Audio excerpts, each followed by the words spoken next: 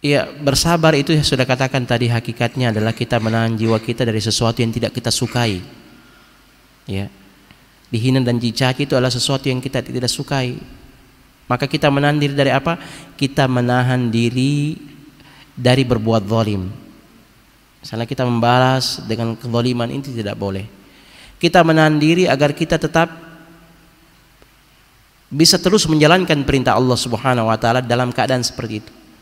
Dan yang lebih utama adalah kita menahan diri dengan berusaha untuk tetap memberikan kebaikan kepada mereka. Mereka berikan keburukan kepada kita, tapi kita berikan kebaikan kepada mereka, ya kan? Itu sebaik-baik silaturahim. Ketika keluarga kita berusaha untuk memperburuk keadaan, tapi kita berusaha untuk memperbaiki, senantiasa menyambungnya, itulah dia menyambung tali silaturahim. Maka ini kepada keluarga, yang pertama yang tentu yang bisa kita lakukan dan tidak ada yang bisa menghalangi kita, itu doa. Doa ini tidak ada yang bisa halangi, kan? Tidak ada orang yang bisa halangi doa. Ya. Ini yang bisa Anda lakukan yang paling pertama, mendoakan mereka.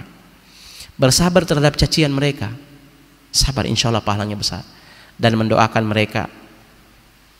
Kemudian kalau belum bisa dakwanya dengan qaul, karena kita punya keterbatasan dalam ilmu komunikasi misalkan, karena menyampaikan dakwah dengan perkataan ini juga butuh ilmunya, butuh ilmu dalam berkomunikasi. Allah Subhanahu wa taala berfirman, ud'u ila sabili rabbika bil hikmah, serulah ke jalan Tuhan dengan hikmah. Hikmah ini punya ilmunya, ya.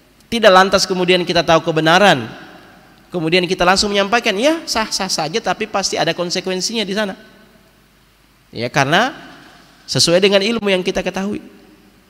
Kalau belum bisa kita menyampaikan karena kita khawatir bahwasanya ilmu kita belum cukup, atau misalkan gaya komunikasi kita yang belum bisa bersabar dengannya, jangan sampai kita mengatakan satu kebenaran, kita dicaci, akhirnya kita mencaci dengan 5 cacian, ya, kita yang lebih besar malahan cacian balasannya.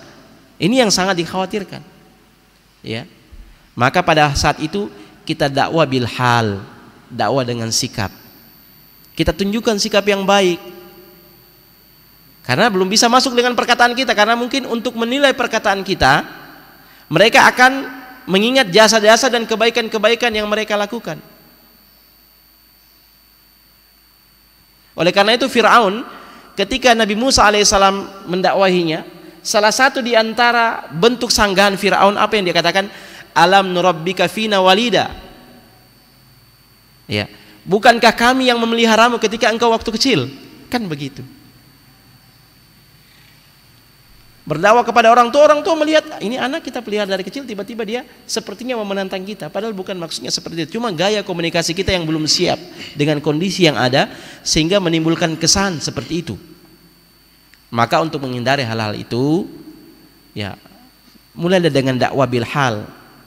Karena dakwah dengan sikap ini, insya Allah ini akan lebih mudah, ya.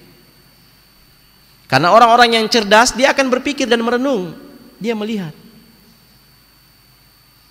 Mungkin di awal-awalnya mereka menentang, tetapi karena kebaikan yang senantiasa kita berikan, ingat rasa cinta itu muncul karena 2 hal. Yang pertama, karena sifat memang yang dimiliki oleh sesuatu yang kita cintai. Ada sifat pada dirinya yang sesuatu yang kita cintai. Ya, misalkan bisa saja sifat fisik atau sifat non fisik. Non fisik seperti misalnya sifat santun dan seterusnya. Atau yang kedua, karena kebaikan yang dia berikan kepada kita. Mungkin orang ini fisiknya tidak begitu bagus, tidak begitu kita cintai, dan juga rasa-rasanya sifat non fisiknya mungkin juga tidak begitu bagus, tapi orang ini baik kepada kita, senantiasa memberikan kebaikan kepada kita sehingga kita cinta kepada dia. Ya, maka perbaiki sikap Anda dan banyak berbuat kebaikan untuk mereka. Ya, bisa dengan hadiah, atau jangan ketika kita sudah seperti itu, kita sudah berbeda pendapat, ketika ada hal-hal yang membutuhkan bantuan dan pertolongan kita juga tidak ikut andil. Kita sudah menyendiri di tengah-tengah masyarakat dengan pemahaman-pemahaman yang umum misalkan.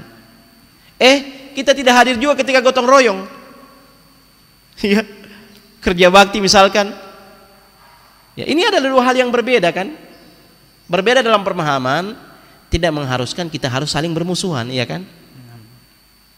Ya. Jadi jangan dijadikan sebagai konsekuensi ini. Ketika berbeda pemahaman berarti mengharuskan kita saling bermusuhan. Tidak seperti itu. Allah saja memerintahkan kita kepada orang-orang yang kafir, nyata-nyata kafir, tapi kalau dia tidak memerangi kita, ya, la yanhakumullahu 'anil ladzina lam yuqatilukum fid dini wa lam yukhrijukum min diyarikum an tabarruhum wa tuqsitu ilaihim. Allah tidak melarang kalian kepada orang-orang yang tidak memerangi kalian dan tidak mengusir dari kampung halaman kalian untuk berbuat baik kepada mereka dan berlaku adil. Sesungguhnya Allah mencintai orang-orang yang berlaku adil, ya kan? Sesungguhnya yang dilarang itu anil ladzina qatalukum fid din, yang memerangi kalian di dalam agama kalian. Ya. Dan mereka mengusir kalian untuk menjadikan mereka sebagai orang-orang yang kalian cintai. Jadi kesimpulannya adalah tetaplah berbuat baik. Ya. Kalau hanya sekedar mereka mencaci, itu kan awalnya memang seperti itu, dan seperti itulah memang dakwah. Nabi juga ketika awal-awal berdakwah memang seperti itu. Ya Allah Ta'ala. Tetapi memang ini membutuhkan kesabaran. Ya, kita semua butuh, Anda butuh, kami juga lebih butuh. Ya, karena ini semua bukan hanya dialami oleh Anda, tapi juga dialami oleh kita semua sebagai umat Rasulullah sallallahu alaihi wasallam. Allah Ta'ala alam bissawab.